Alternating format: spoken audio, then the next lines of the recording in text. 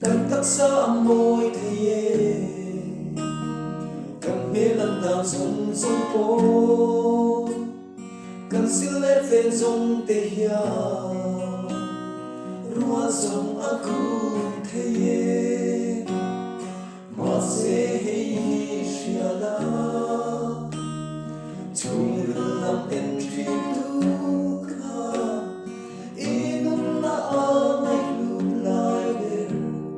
thiên lung at hi so